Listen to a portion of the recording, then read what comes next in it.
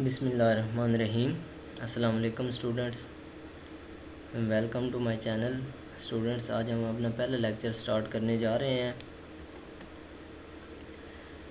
और ये हमारे पास एक बुक है इंग्लिश कंपलसरी की, अल्लामा इकबाल ओपन यूनिवर्सिटी की बुक है। और ये जो कोर्सेज़ हैं 1423 और 5404 और 9407, इन कोर्सेज़ के लिए ये पढ़ाई जा रही है।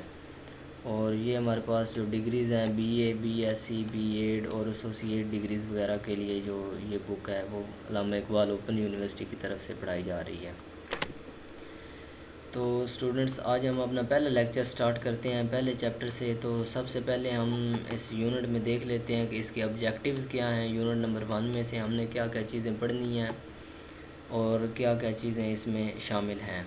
तो सबसे पहले तो फंक्शन है। यूनिट 1 का फंक्शन क्या है? तो फंक्शन में हमारे पास दो कैटेगरीज़ हैं, asking and answering the questions. यानी आस्किंग का मतलब ये है कि हमने कोई क्वेश्चन पूछना किस तरह है, किसी से हमने क्वेश्चन करना किस तरह है इंग्लिश में, और दूसरे नंबर पर हमने उसका आंसर किस तरह देना है। इसके बाद स्ट्रक्चर है। स्ट्रक्चर में हमारे पास दो टेंसेज हैं, एक सिंपल प्रेजेंट टेंस है और दूसरा हमारे पास जो है वो प्रेजेंट कंटिन्यूस टेंस है। तो ये दो टेंसेज इसमें शामिल हैं, प्रेजेंट टेंस और कंटिन्यूस टेंस। इसके बाद रीडिंग स्किल्स जो हैं इसमें guessing the meanings of words. हमने वर्ड्स के जो मीनिंग्स हैं वो गैस करने हैं कि इस लफ्ज़ के क्या मानी हो सकते हैं। इसके बाद राइटिंग स्किल्स के अंदर हमारे पास आ जाता है राइटिंग कनेक्टेड सेंटेंसेस। हमने कनेक्टेड सेंटेंसेस को राइट करना है कि उनको लिखते किस तरह हैं। इसके बाद अंडरस्टैंडिंग डायरेक्शंस, हमने डायरेक्शंस जो हैं वो अंडरस्टैंड करनी है कि सेंटेंसेस को हम किस तरह बनाते हैं। तो चलें जी, चलते हैं हम यूनिट नंबर 1 की तरफ।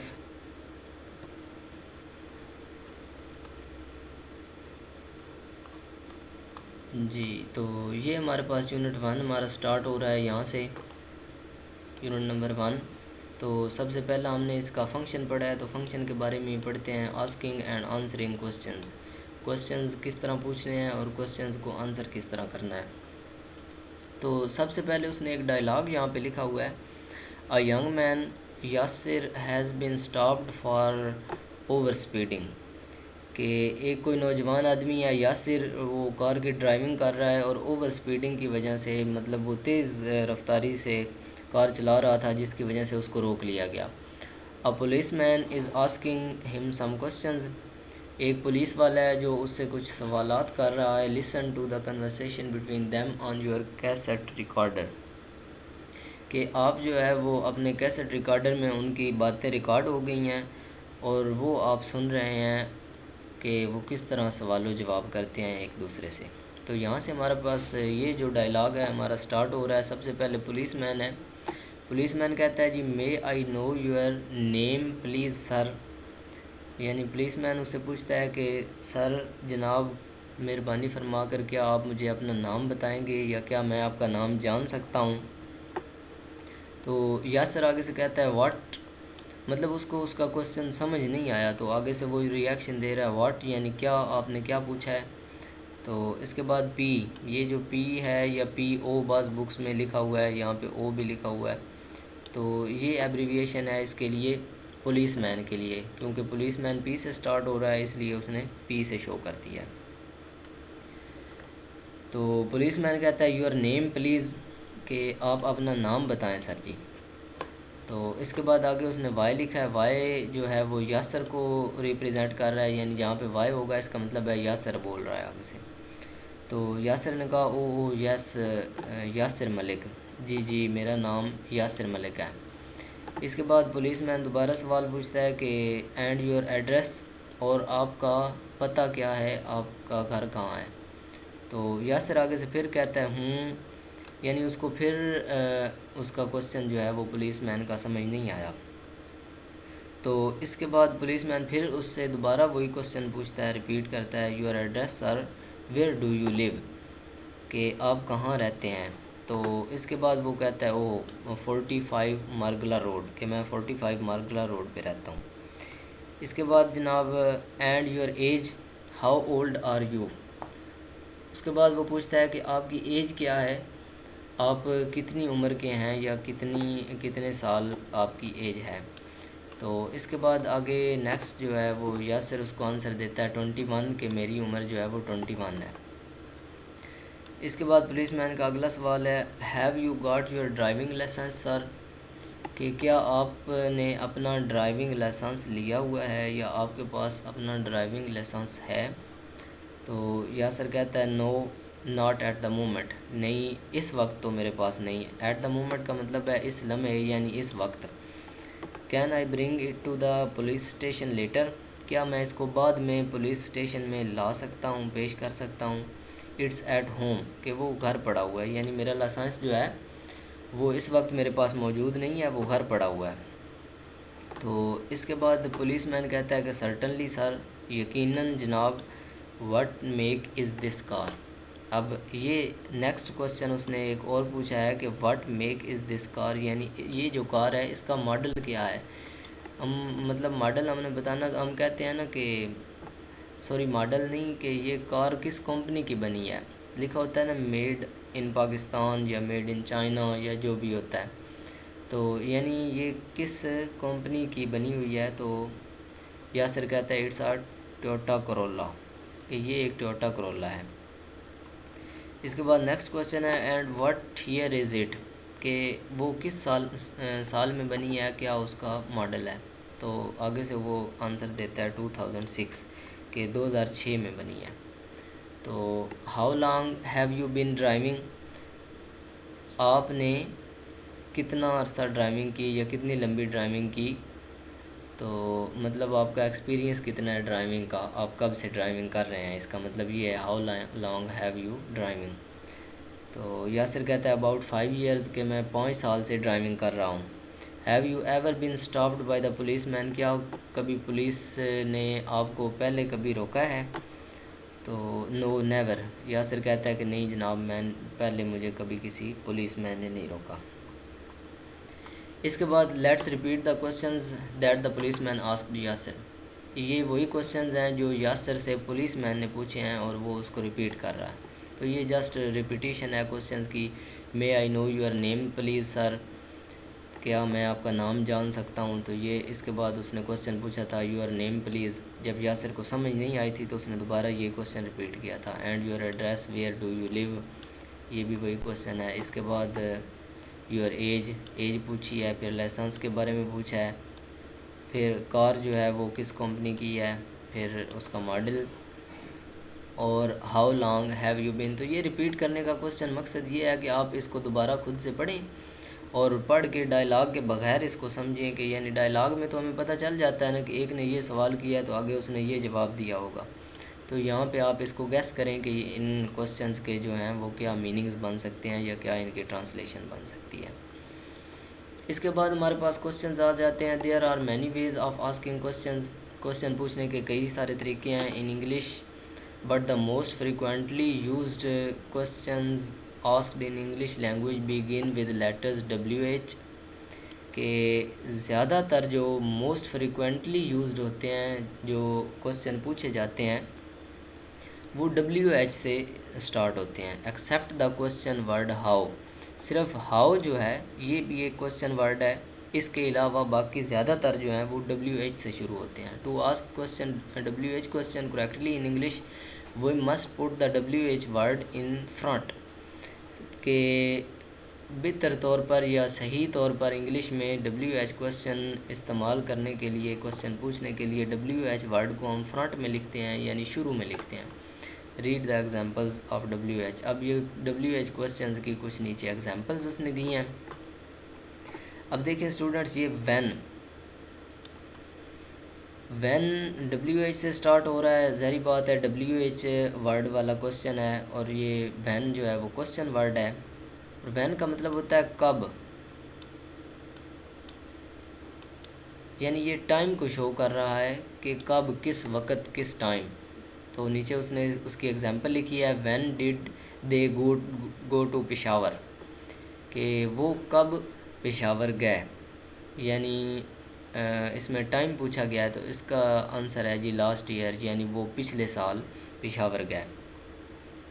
इसके बाद अगला वर्ड है वेयर, ये भी WH वर्ड है, WH से स्टार्ट हो रहा है, और वेयर का मतलब होता है कहाँ,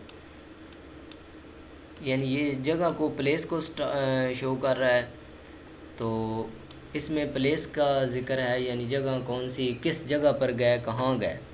where did they stay in Peshawar, कि वो किस जगह ठहरे, पेशावर में वो किस जगह रहे।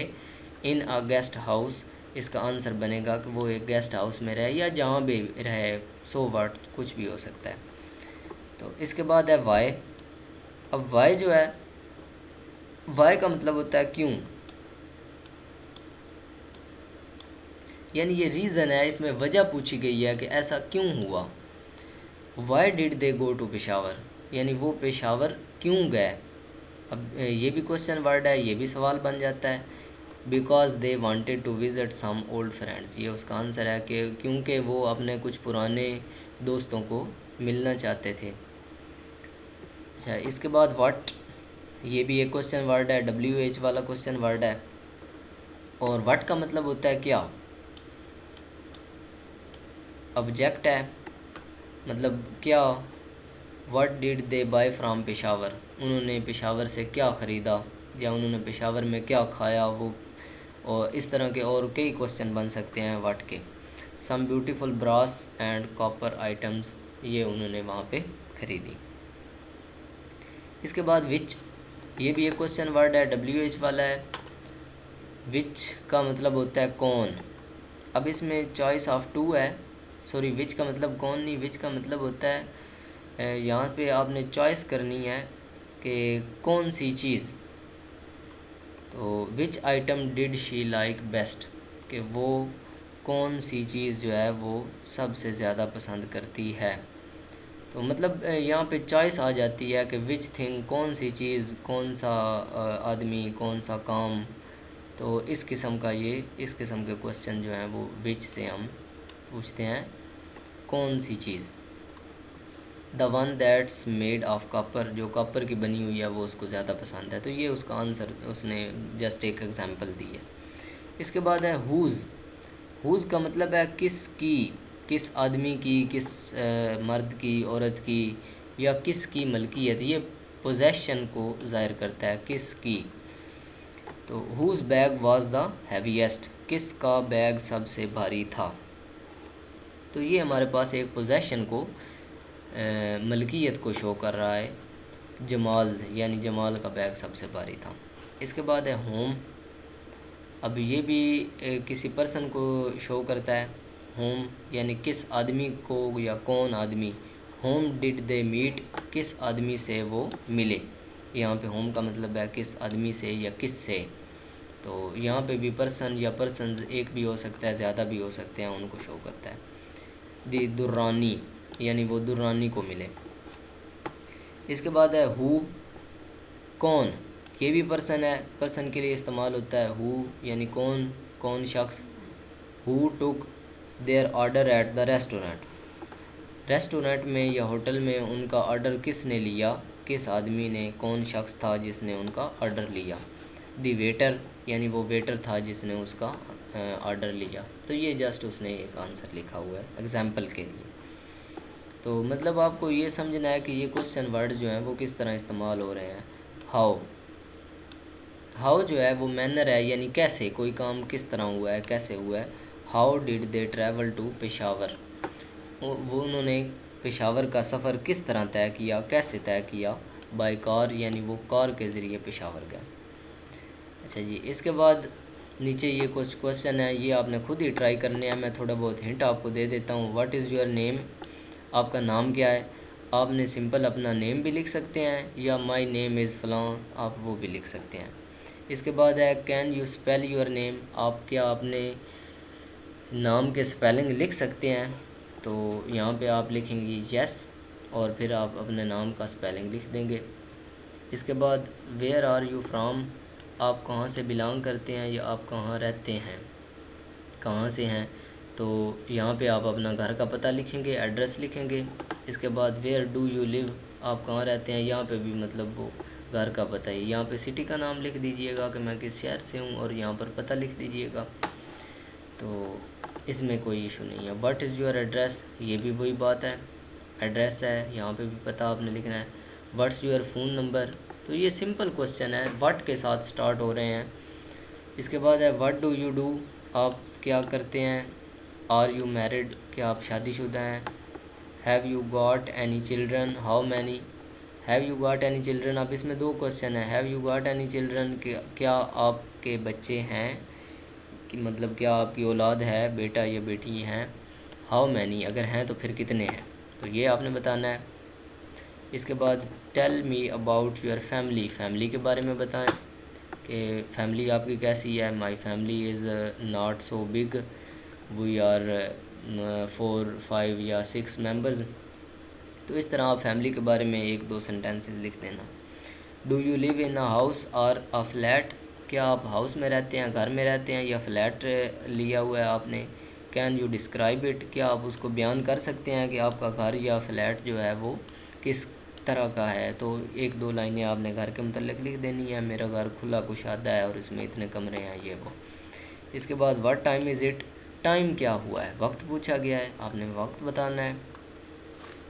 इसके बाद नेक्स्ट है जी what is the date today, आज क्या तारीख़ है। सिंपल क्वेश्चन है। कैन यू ड्राइव, क्या आप गाड़ी चला सकते हैं। तो अगर आप चला सकते हैं तो आपने लिखना है येस आई कैन, अगर नहीं चला सकते तो आपने लिखना है नो आई कॉन्ट या नो आई कैन नॉट, एक ही बात है। इसके बाद है can you use a computer, क्या आप कंप्यूटर का इस्तेमाल कर सकते हैं। येस आई कैन या नो आई कैन नॉट, दो जवाब हो सकते हैं कि मैं कर सकता हूँ कंप्यूटर या नहीं कर सकता। इसके बाद how many language can you speak, आप कितनी ज़बानें बोल सकते हैं। तो यहाँ पे आंसर आप दे सकते हैं I can speak 3 language, English, Urdu and Punjabi. तो ये एक सिंपल क्वेश्चन है। इसके बाद है what are you going to do tonight, कि आज की रात आप क्या करने जा रहे हैं या क्या करेंगे। तो यहाँ पे आप लिख देना कि मैं स्टडी करूँगा या सो जाऊँगा, जो भी आप नाइट में करें। इसके बाद describe what I am wearing, क्या आपने जो चीज़ पहनी हुई है उसको आप डिस्क्राइब करें कि वो क्या चीज़ है जो आपने पहनी हुई है, शलवार कमीज़ है या पैंट शर्ट है, जो भी है वो आप इसका आंसर देंगे। तो ये सिंपल क्वेश्चन थे, जस्ट आपकी समझाने के लिए कि आप इसको समझें अच्छी तरह। इसके बाद नेक्स्ट हमारे पास जो पेज है इस पे एक एक्सरसाइज है।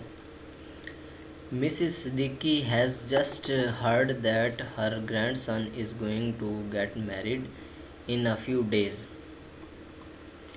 के मतलब यह है कि मिसिस सिद्दीकी जो हैं उनको पता चला है, उन्होंने सुना कि उनका जो पोता है उसकी शादी होने वाली है कुछ दिनों में। तो she wants to know that all about the girl, तो वो जो है वो लड़की के बारे में सारा कुछ जो है वो जानना चाहती हैं। So she asks a lot of questions, तो इसलिए वो बहुत सारे सवालात पूछती हैं। इन द कॉलम्स बिलो, ये नीचे जो कॉलम दिए गए हैं, कॉलम ए और कॉलम बी, मतलब कॉलम 1 और कॉलम 2, इसके अंदर the questions and answers are all mixed up, और वो कह रहा है कि ये जो कॉलम्स के अंदर क्वेश्चंस और आंसर्स हैं ये आपस में मिक्स अप हो गए हैं।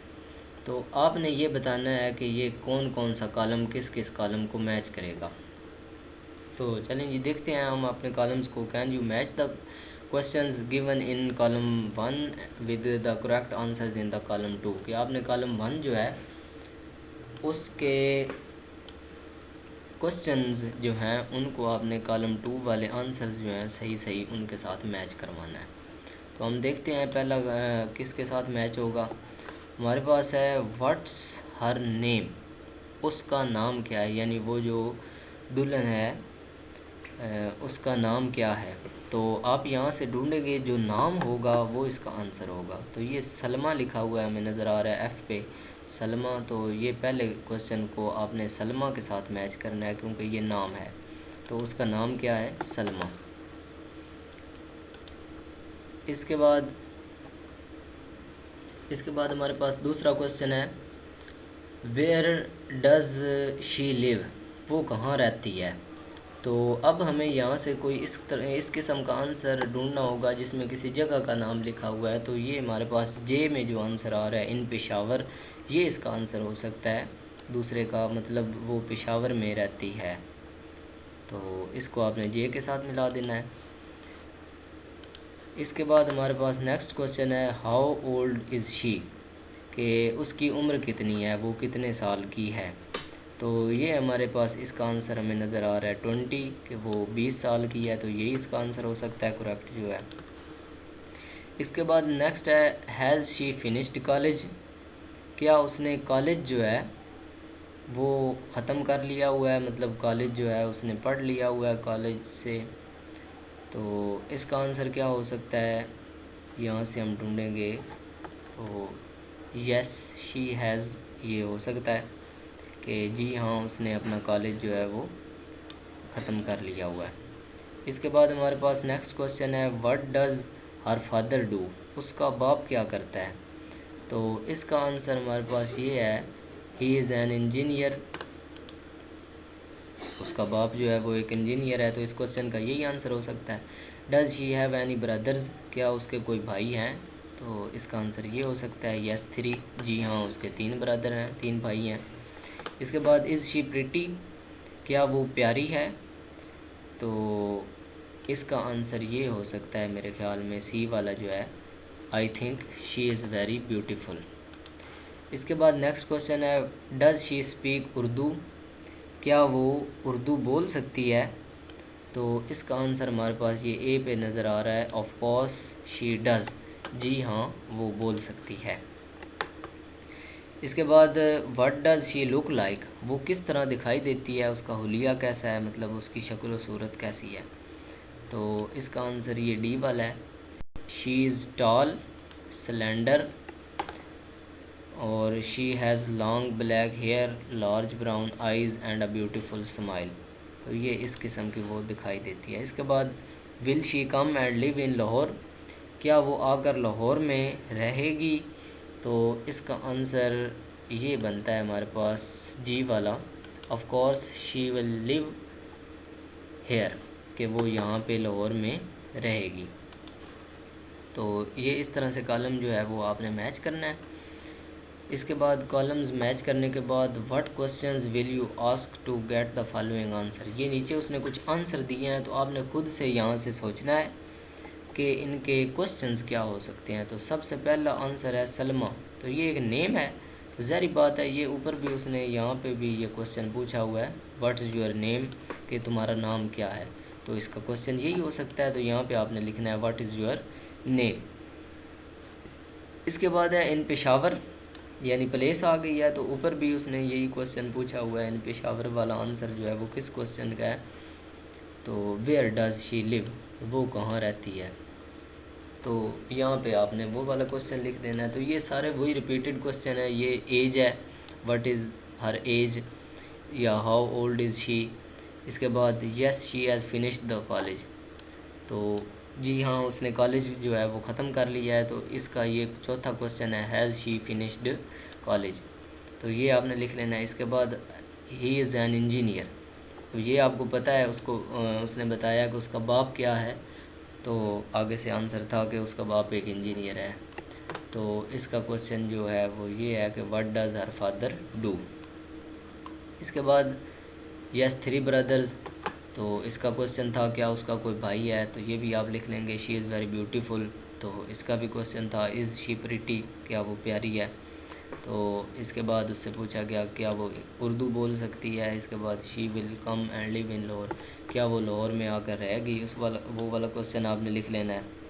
इसके बाद है she is tall and slender, तो यहाँ पे उसकी शक्ल व सूरत पूछी गई है, तो वो भी आपने लिख लेनी है। तो ये आसान क्वेश्चन हैं, आपने खुद ट्राई कर लेने। इसके बाद in this unit we will look closely at 8 different ways of asking questions in English. तो वो कह रहा है इस यूनिट में हमने 8 मुख्तलिफ़ तरीके पढ़ने हैं क्वेश्चंस पूछने के, मतलब सवाल करने के, क्वेश्चन आस्क करने के 8 मुख्तलिफ़ तरीके पढ़ने हैं। तो सबसे पहला उसने टाइप जो है क्वेश्चन टाइप 1, पहला तरीक़ाकार यहाँ पे उसने लिखा हुआ है, वो ये है कि स्टेटमेंट इस तरह लिखी होगी शी इज़ प्रिटी, कि वो प्यारी है। तो इसका आपने क्वेश्चन इस तरह बताना है कि इसका ये हेल्पिंग वर्ब है यहाँ पे, तो हेल्पिंग वर्ब को आपने स्टार्ट में लिख लेना है और शी को जो है वो बाद में बाकी फ़िक्रा उसी तरतीब से लिख के एंड पे आपने साइन ऑफ इंटरोगेशन देना है, क्वेश्चन मार्क जिसको हम बोलते हैं सवालिया निशान। तो ये क्वेश्चन जो है वो ये जो क्वेश्चन बन जाएगा आपका सवाल बन जाएगा। तो इसमें सब्जेक्ट ने और हमारे पास जो हेल्पिंग वर्ब होगा उसने आपस में चेंज हो जाना है। तो हेल्पिंग वर्ब आपने याद करने हैं। हेल्पिंग वर्ब 21 होते हैं, मैं इधर साइड पे राइट कर देता हूँ। हेल्पिंग वर्ब्स जो हैं आप अलहदा लिख लीजिए। आप इन हेल्पिंग वर्ब्स को अलहदा राइट भी कर लीजिएगा किसी नीट पेज पे, क्योंकि ये हेल्पिंग वर्ब्स आपने याद रखने हैं। हेल्पिंग वर्ब्स के बगैर आप फ़िक्रे की पहचान नहीं कर पाएंगे। तो मैं इधर लिख देता हूँ, आप भी इनको राइट कर लीजिएगा। डू, इसके बाद हमारे पास है does, did, is, am, are, was, were, has, have, had, will, would, shall, should, can, could, may, might, art और मस्ट। तो ये 21 हैं आपके पास, इनको आपने राइट कर लेना है अलहदा नीट कॉपी के ऊपर।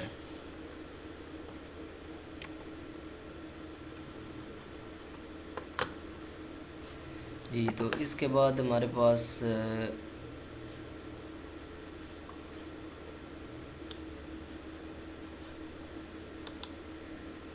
तो इसके बाद हमारे पास ये कुछ क्वेश्चंस हैं, इनमें हेल्पिंग वर्ब्स यूज़ हुए हैं। तो ये हमारे पास एक आंसर है, दे और इंग्लिश, वो अंग्रेज़ हैं यानी वो इंग्लिश हैं। तो इसमें हमारे पास जो हेल्पिंग वर्ब इस्तेमाल हुआ है वो आर इस्तेमाल हुआ है। आप इधर से देख सकते हैं ये जो 21 हेल्पिंग वर्ब हैं इसमें आर जो है वो हेल्पिंग वर्ब है। तो आप यहाँ पे लिख सकते हैं, आर को आपने स्टार्ट में लिख लेना है और ये ख्याल रहे कि आपने जो लिखना है उसमें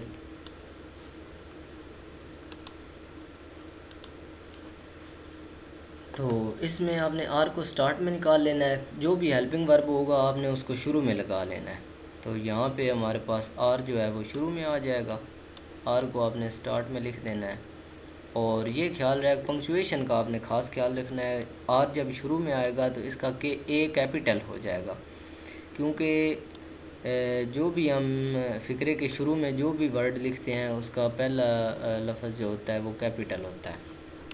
इसके बाद आपने फ़िक्रा उसी तरतीब से लिखना है। आर जो है वो शुरू में आ गया, जब आर शुरू में चला गया उसके बाद ये दे रह गया, तो आर के बाद आपने लिखना है दे,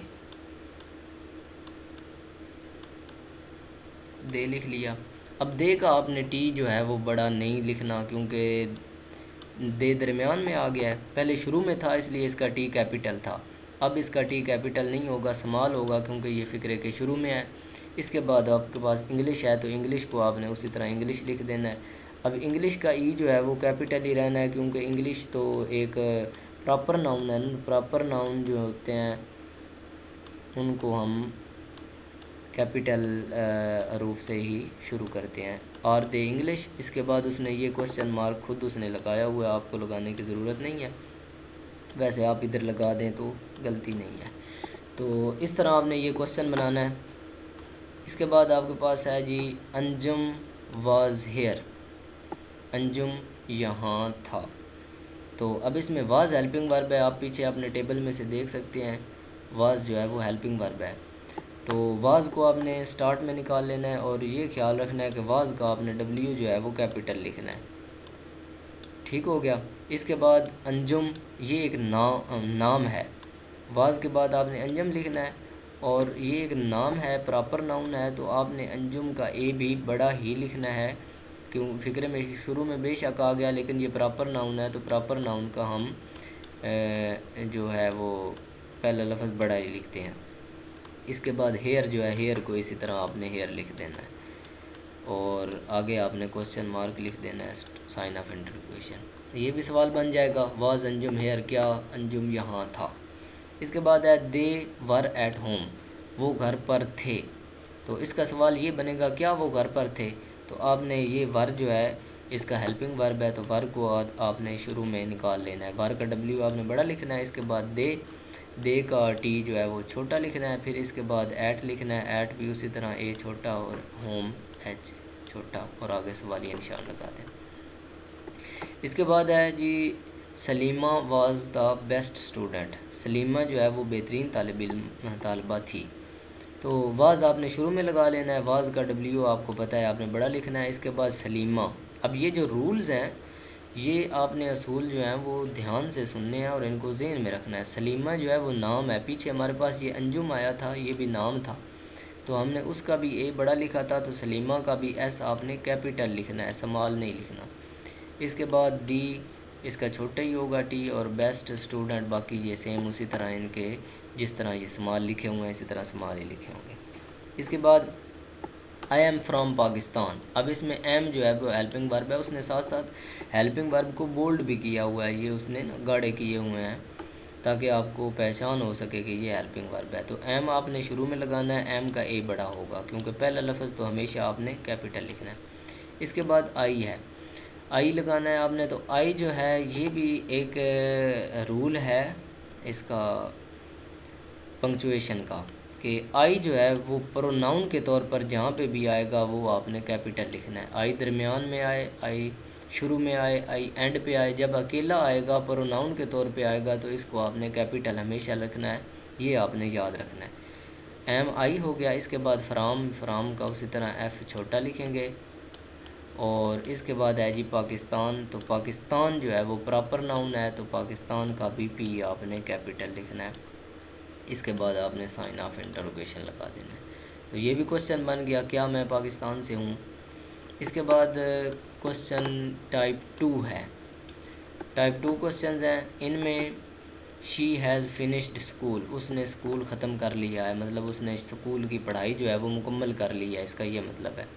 तो इसमें हैज़ जो है हेल्पिंग वर्ब है तो हैज़ को उसने शुरू में लगा दिया है, शुरू में हैज़ का एच बड़ा हो जाएगा और शी जो है उसका एस जो है वो छोटा हो जाए। Has she finish the school और एंड पे साइन ऑफ इंटरोगेशन। ये भी याद रखना है, अगर आपने सवालिया निशान ना लगाया तो आपका सवाल गलत हो जाएगा क्योंकि सवालिया निशान के बगैर तो पता ही नहीं चलता कि ये क्वेश्चन जो है वो आपका सवाल है।